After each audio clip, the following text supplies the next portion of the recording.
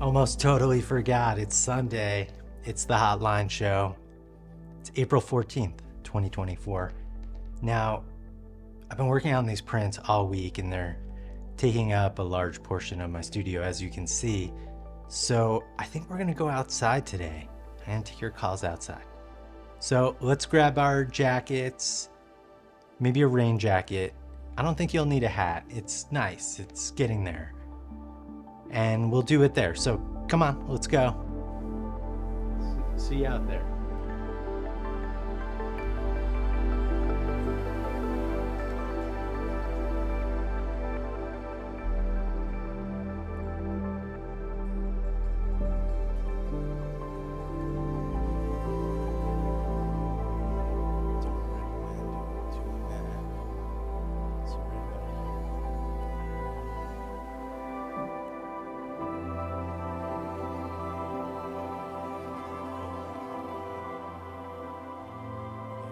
Testing, let's see.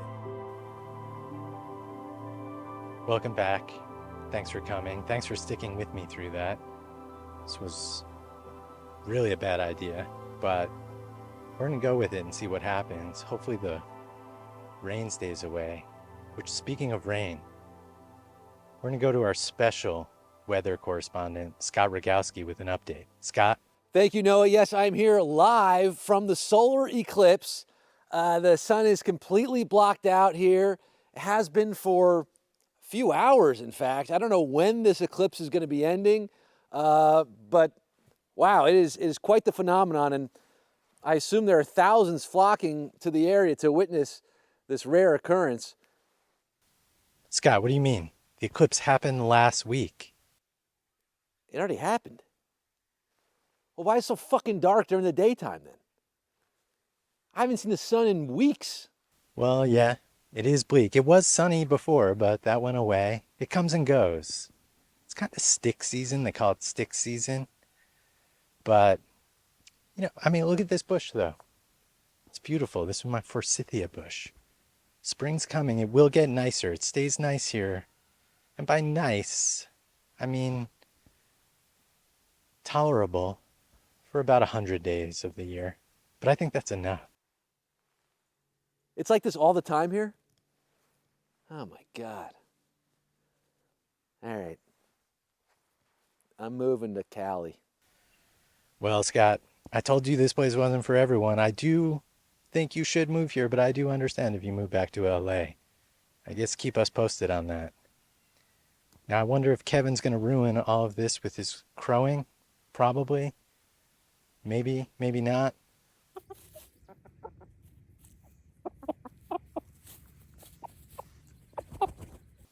Okay. Take 8. The Hotline Show. You know how it works. Call the number below. Ask a question. I'll answer it on the show. If you don't want to call the number, you just want to record a voice memo on your phone, you can do that. Just email me the file and we'll play it. You can also do a video message. Record yourself or have someone record it for you. Just send me the file. We'll answer it. Let's get into it. You'll see how it works. First caller. How does a picture tell a story?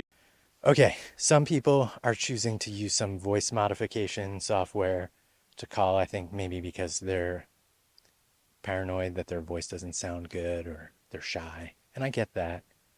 There's plenty of better options than that one, though. So look it up. Just Google like AI voice generator. You can find real sounding voices. Just a tip for that caller. And just to answer that question, how does a picture tell a story? I think pictures are interesting because they don't necessarily tell a story. The story is up to you to figure out. This is actually why I kind of don't like captions underneath photographs. I think words are more powerful than photos. So when you tell the story under a picture, the words become more important. So a good picture, I think the best pictures, say everything without the need for anything else below it. Because it's up to you to sort of conjure what that picture might be saying or the story might be telling. Next question. Hi, Noah. This is Susanna calling again. I have a question. Sorry to be a bit morbid, but when you die, I assume there will be an obituary about you in the New York Times, and the lead-in will be that you were the guy who photographed himself every day for however long you live. And I'm wondering, you've also made movies of these by compiling these images together.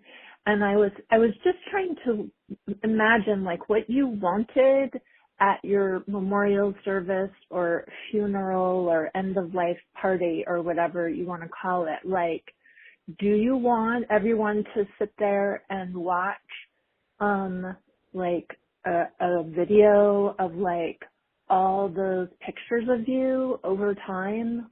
And I'm not sure why I want to know the answer to that question, but I guess maybe I'm wondering what you project your relationship to this project will be when you think about its inevitable completion, to put it politely. Susanna, thank you for the question. Thanks for calling back. Great question. Now, I don't actually know if the New York Times will write an obituary about me. I feel like I'm mostly and largely ignored by big mainstream media, but maybe that'll change. I don't know.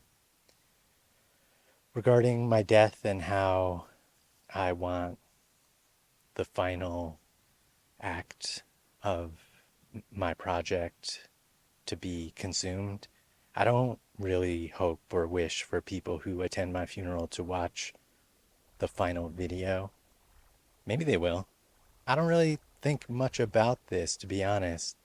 And sometimes people bring it up and then I think about it, but it's not something I think about often, really only when I'm asked. And now I'm thinking about it. Who knows who would even be left to come to my funeral? You know, this reminds me, I wanted to do a newsletter years ago during the pandemic about buying a plot at the local Lumberland cemetery. They're only like $200 or $300. I was going to do this and I even went and inquired about what was left because even though I don't really want to be buried, I would love there to be a marker in Lumberland for me. But then a friend talked me out of doing that story because we were in the middle of the pandemic and probably was a little too bleak for that time period. But maybe we'll do it again. I don't know. You know, when I die, what's the last photo going to be? I think some people want to see me dead, like eyes closed. That's the last photo. I'm not too sure about that. I think that's a little too much. We'll see. And who's going to take care of it? Someone will come. I've said, like, when I get older and more infirm, just anyone who befriends me and takes care of me, I'll probably just give them everything. And then they can profit off of my death, probably more than I ever did while I was alive from that project. Anyway, that's it. Thanks, Susanna. Next caller. Hey, Noah, it's Will. Loved your eclipse photo. Great work. I think the clouds made a lot of the eclipse photos more interesting, and I think it's really neat. Question. So I'm doing a 365 project where I'm shooting a Polaroid a day. And I've done many 365 projects before. This will probably be my last just because it's somewhat run its course. Polaroids make it more interesting. But each day is fresh because I have to come up with a new idea, as opposed to, you know, your long-term project, which you're taking pictures of your face, or I assume you're shooting those forever. And because largely each photo has to be the same, how does that feel overall? Is it just like a job, just a thing you do? Is it something you still get excited about? Or is it something you just kind of gotten into muscle memory into your daily routine? So much so that it's just, you don't even think about it anymore. Like, what is that process like now? And are you intending to do it forever? I think what you're doing is probably way more maintainable than what I'm doing, because coming up with a new photo every day after a certain point makes the photos suck, I feel like, most of them, for me. So, yeah, just wanted your thoughts on daily photo taking and the different ways to go about it and how yours has gone since you've been doing it so long. Thanks a bunch. Bye. Will, great question. Thanks for calling again. Yes, my everyday project I'm doing forever for the rest of my life, as I sort of discussed in the last call. It's that process. Well, that process only takes me about, I don't know, 10 seconds. Let's see. I'm going to do it right now. I'm going to cut it in.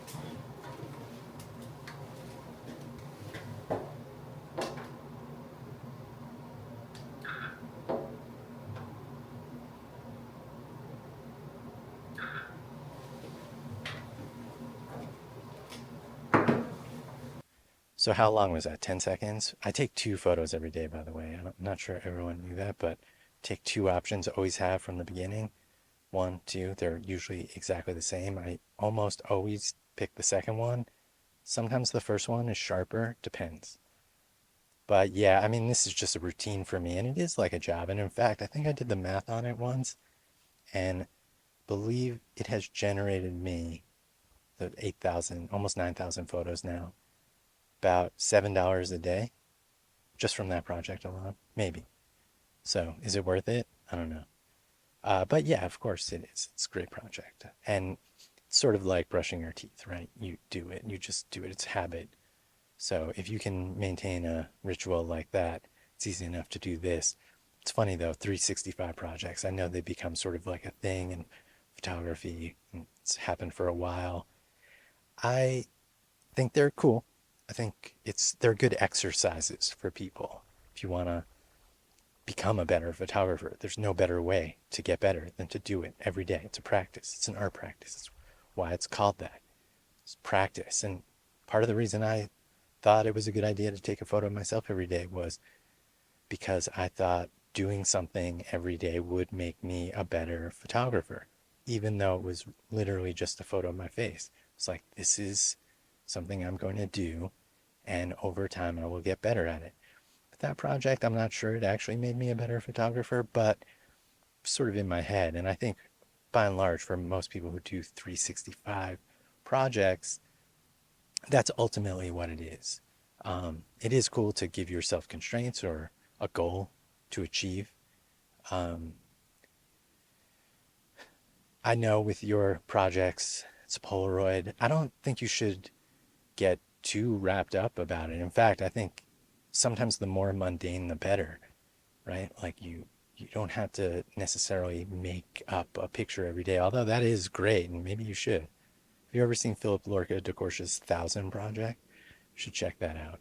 Also, you know, the Polaroid thing, that's cool, but I know you've said it's expensive, but I don't really think, just personally, you should be taking more than one a day.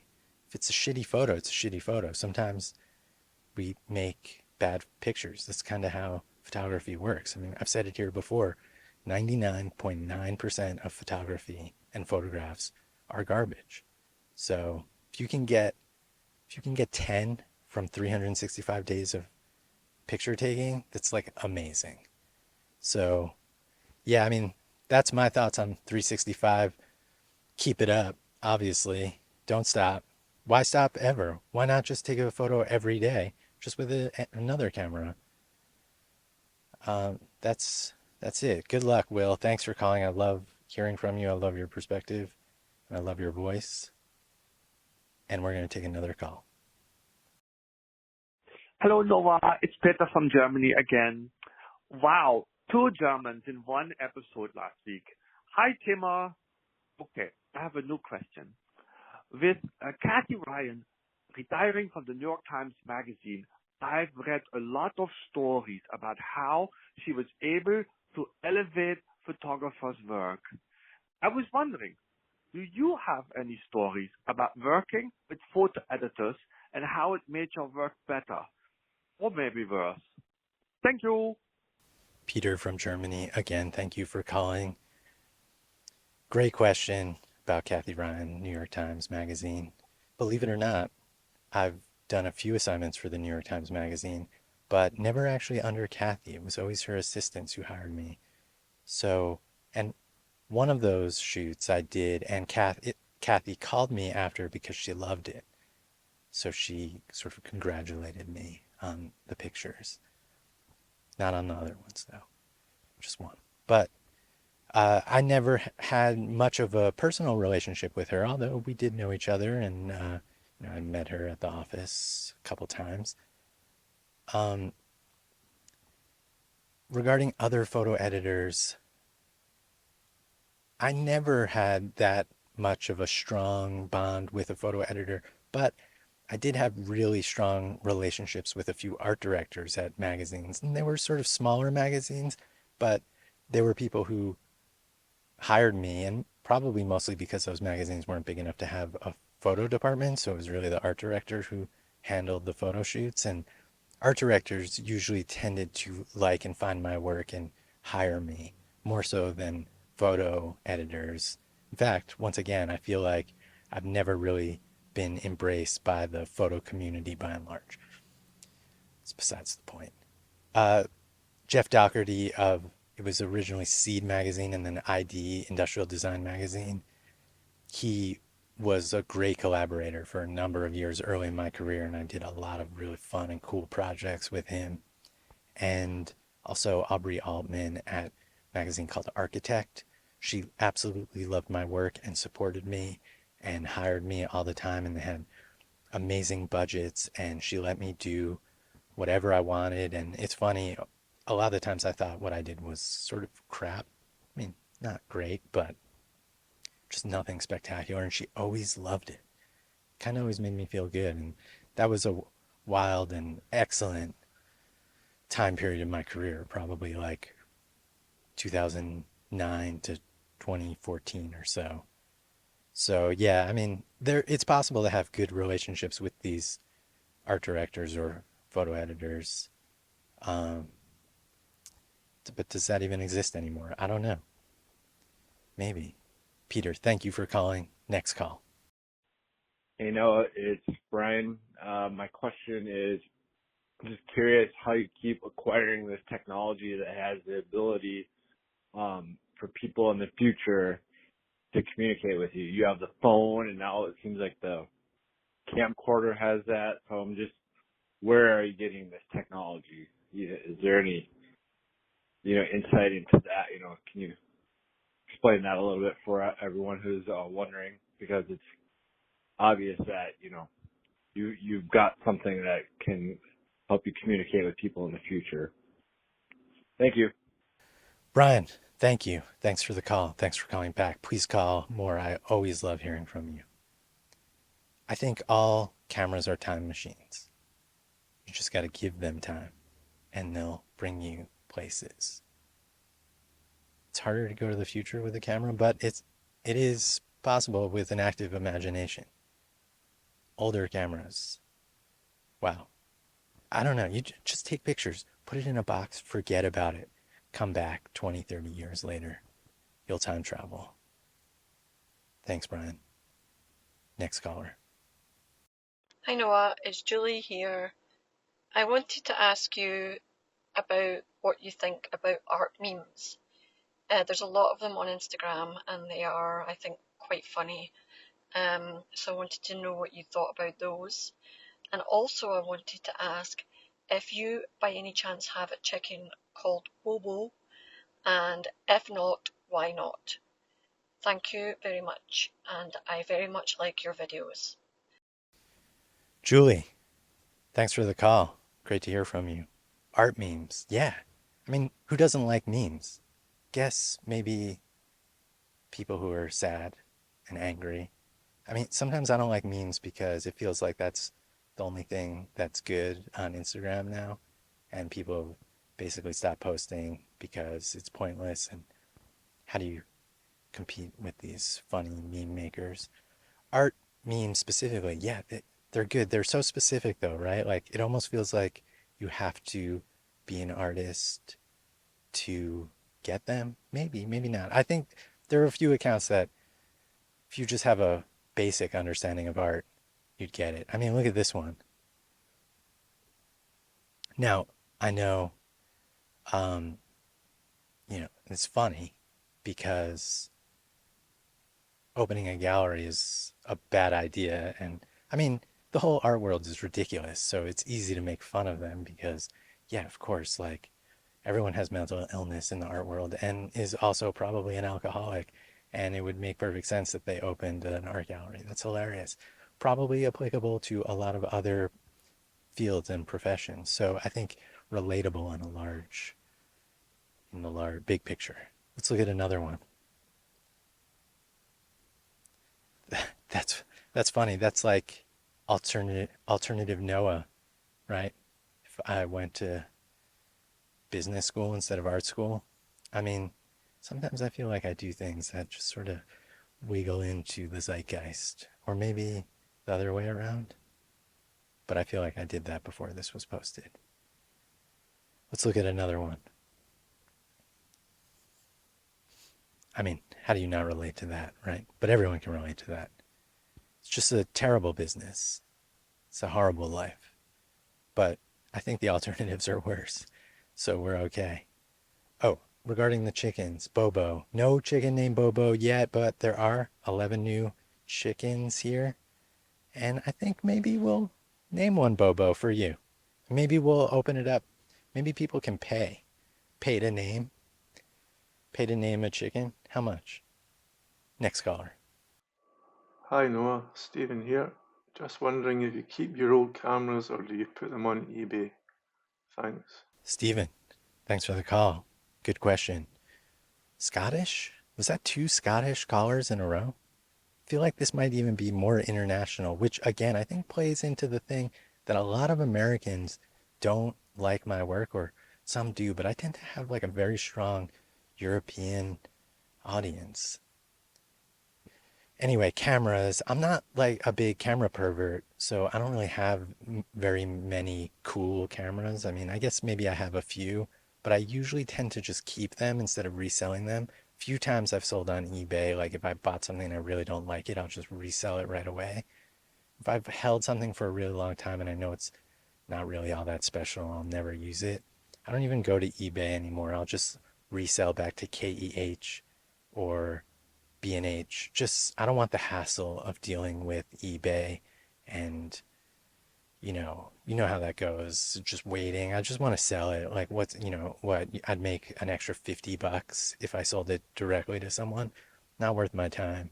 Just send it to a pro place. So yeah, that's it. That's camera talk for today. And that's the Hotline Show. So thank you. Thanks for coming. Thanks for sticking around. I appreciate it. I hope this worked out.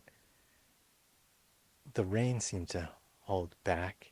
Should we do more outside in the future? Maybe. It's kind of hard to do. I need help bringing all this shit out here. It's a pain in the ass. And I don't even know if this is in focus. Hopefully it was in focus. And hopefully the sound was working too. But we'll see. That's it. There'll be more. Call the number below. Do the stuff. Like, subscribe. Subscribe to my newsletter. That's it for now. Thanks for coming. We'll see you soon. Probably not tomorrow. Only a couple times a week now. But maybe not. Maybe I'll do more. I don't know. Just making it up as we go. Thanks. See you later.